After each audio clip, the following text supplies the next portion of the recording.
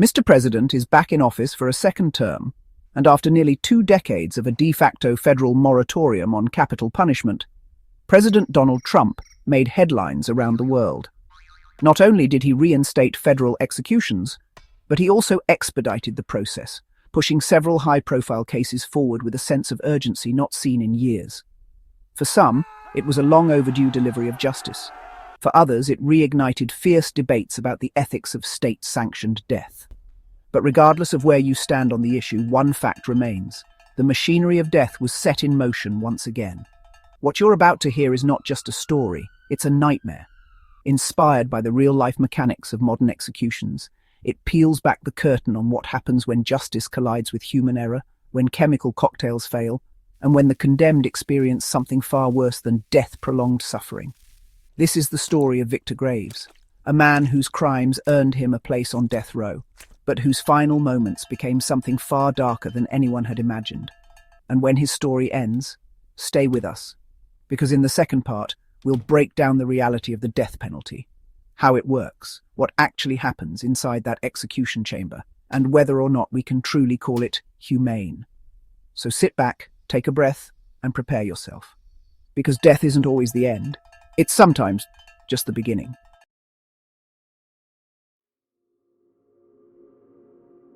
His name was Victor Graves, and his crimes were the kind that made seasoned detectives leave the force and parents hold their children tighter at night. They called him the Butcher of Black Hollow. Over 2 decades, he tortured and killed without mercy, leaving behind scenes so grotesque they felt unreal, like something dragged from the darkest corners of hell itself. When the jury declared him guilty, there were no tears, no pleas for mercy. Only the unanimous verdict, death by lethal injection. But justice has its own sense of balance, and Victor's punishment had only just begun.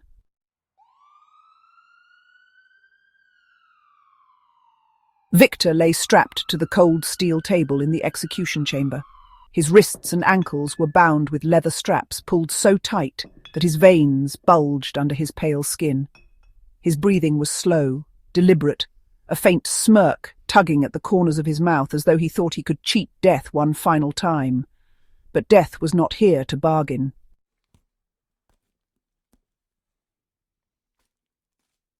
The first injection went in, the one meant to sedate him, to make this clean and quiet. But Victor's eyes snapped open, his body began to tremble, his breath hitching in sharp gasps. Something was wrong. His throat convulsed as a violent wave of nausea hit him. Without warning, bile, thick, yellow and foul-smelling, erupted from his mouth. It poured down his chin, over his neck, and pooled beneath him. His nose joined in, bile trickling out like rancid syrup. He gasped, coughed, and sputtered. His teeth clenched so hard from the convulsions that they shattered. Jagged shards of enamel scattered across his lips and into the puddle of bile below him. His mouth filled with blood as his tongue, caught between those shattered teeth, was nearly severed in 2.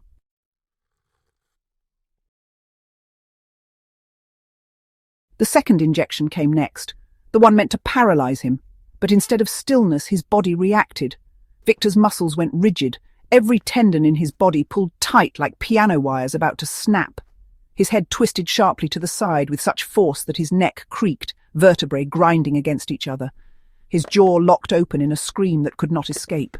His body shook violently, and then came the smell, sharp, sour, unmistakable.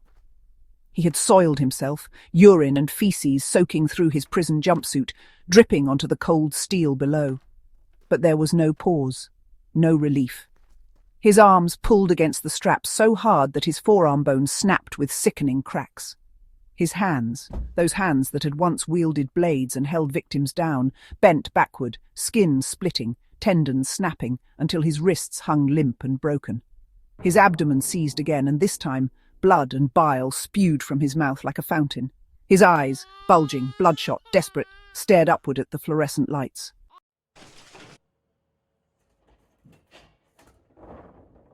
The witnesses on the other side of the glass had stopped watching. Some had fainted. Others had vomited. One woman sobbed uncontrollably, her hands clutched over her mouth. But Victor was still alive. His mind, his monstrous, cruel mind, was fully awake, trapped inside this broken husk of a body. The final injection was supposed to end it all, the one that stops the heart. But Victor's heart fought. It stuttered, faltered, then slammed forward in irregular, frantic beats. His chest heaved, veins standing out along his neck like thick ropes. His skin turned grey, then purple, then almost black in patches. His shattered teeth clinked together as his body continued to twitch and convulse. Somewhere deep inside that rotting, trembling husk, Victor was screaming into a void that didn't care, didn't listen, and wouldn't stop. His body continued to spasm, arms hanging broken, tongue nearly severed, bile dripping endlessly from his gaping mouth. His head snapped backward one final time, and for a moment he was still. Silence crept into the room. The doctor stepped forward hesitantly, checked for a pulse, and then shook his head. Victor Graves was dead. But the silence that followed wasn't peaceful. It was heavy, suffocating, like the weight of something dark and ancient had settled over the room. His body was unstrapped and carried out of the chamber. His broken arms hung limply at unnatural angles, and his face, oh, his face, was frozen in a twisted grimace of agony and terror. Some say it was a mistake, a failure of protocol, but others whispered that justice, real justice, had been served. Victor Graves, the butcher of Black Hollow, didn't just die, he suffered. Whatever force oversaw his final moments, be it divine retribution, cosmic justice, or something far more primal, it made sure that every scream he had silenced, every life he had stolen, was paid for, in full. And now, Victor is gone. But the room where he died, the cold steel table, the stained straps, the flickering fluorescent lights, will never truly be clean again. Justice was served.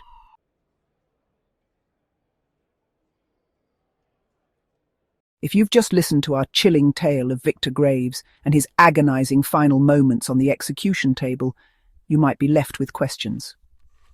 What really happens during a death penalty execution? Is it as quick and painless as we've been told? Or is there more to it, something darker, something unsettling beneath the surface? Today, we're going to step away from the shadows of horror fiction and into the cold, sterile light of reality. Together, we'll explore the modern death penalty, how it works, how it compares to the brutal executions of the past, the medications involved, the pathophysiology of death, and whether or not it can truly be called humane. Let's begin.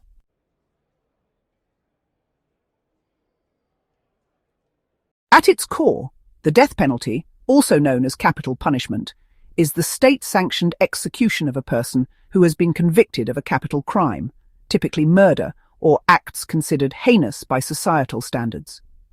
In the modern era, the most common method in the United States is lethal injection. It was introduced in the late 20th century as a supposedly more humane alternative to older methods like the electric chair, hanging, firing squad, or the gas chamber. In the past, execution was designed not only to kill but to inflict maximum suffering as a deterrent to others. Hanging was once the go-to method, but a poorly executed drop could result in slow strangulation rather than an instant neck break. The electric chair promised a quicker death, but it often resulted in horrifying scenes of smoke, the smell of burning flesh, and repeated shocks to ensure the prisoner was dead. The gas chamber caused prolonged suffocation, with prisoners often clawing at their throats and convulsing before succumbing. And the firing squad, a method still legal in some states, could cause prolonged agony if the shots missed vital organs. By contrast, lethal injection was introduced with the promise of peaceful death. But is it truly peaceful? Is it truly humane? Let's break down what happens during modern lethal injection. A standard lethal injection protocol usually involves 3 drugs administered sequentially: sodium thiopental or pentobarbital, pancuronium bromide, and potassium chloride. The first drug, sodium thiopental or pentobarbital, is a barbiturate intended to induce unconsciousness. The second drug, pancuronium bromide, is a paralytic agent that stops muscle movement, including the diaphragm. The final drug, potassium chloride, is the one that stops the heart. Each drug serves a clear purpose. The first ensures the prisoner feels no pain, the second ensures they cannot move, and the third ensures their heart stops beating. But here's where things get complicated. In reality, if the first drug fails, and it often does, the prisoner might remain fully conscious and aware, as the paralytic agent freezes their body. Imagine being unable to move, unable to scream, while your heart burns and convulses under the effects of potassium chloride. There have been multiple documented cases where lethal injections failed. Some prisoners took over 2 hours to die, while others showed clear signs of consciousness during the process. So, do they feel pain? The answer is, it depends on whether the first drug works correctly. From a pathophysiological perspective, here's what happens. The barbiturate, if effective, slows brain activity, induces unconsciousness, and suppresses pain perception. The paralytic agent blocks signals between nerves and muscles, stopping movement, including the diaphragm responsible for breathing. Potassium chloride floods the heart with potassium, disrupting the electrical impulses needed for it to beat, effectively causing cardiac arrest. In a perfect scenario, this all happens in minutes, and the condemned person feels nothing. But the human body is complex, and execution protocols aren't always perfect. Faulty IV lines, expired drugs, or improper dosages can all lead to botched executions, leaving the prisoner trapped in agonizing silence as their body shuts down. Victor Graves, our fictional monster, met his end in agony. Thank you for listening, and as always, sleep tight, if you can. If you found this story thought-provoking and want to explore more chilling narratives, be sure to follow and subscribe to our channel. Don't forget to leave a review and share your thoughts. It helps us create more content like this. This video production is intended for mature audiences and is for educational and entertainment purposes only. While inspired by real-life events and practices, this story is a work of fiction and does not depict any specific individuals or events. The views expressed are those of the creators and do not constitute legal, medical, or ethical advice. Listener discretion is strongly advised.